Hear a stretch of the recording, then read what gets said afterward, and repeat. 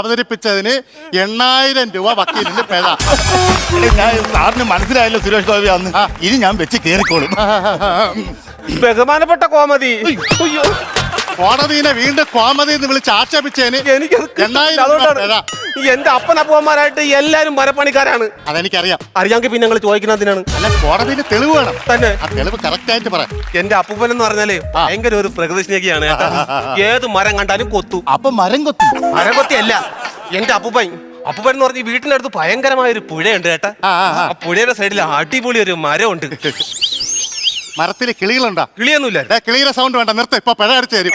ആ മരത്തിന്റെ സൈഡിൽ കുത്തി ഇരുന്നിട്ട് എന്തോ എത്തി നോക്കിയിരുന്ന സമയത്ത് അപ്പൂപ്പന്റെ കണ്ണിൽ എന്തോ കൊത്തി. എന്നിട്ട് ഒരു കാറ്റാ അപ്പു അങ്ങോട്ട് നോക്കിയിട്ടില്ലായിരുന്ന പുറകെ കൂടെ മലവെള്ളം വന്ന് അപ്പൂപ്പനെ എടുത്തോണ്ട് പോയി. അയ്യോ, എന്റെ അപ്പൂപ്പൻ മരിച്ചുപോയി. കോടതി കഴിഞ്ഞ ഇപ്പൊ പിഴ അടച്ചു തരുവേ. അപ്പൂപ്പന്റെ ബോഡി കിട്ടിയായിരുന്നു.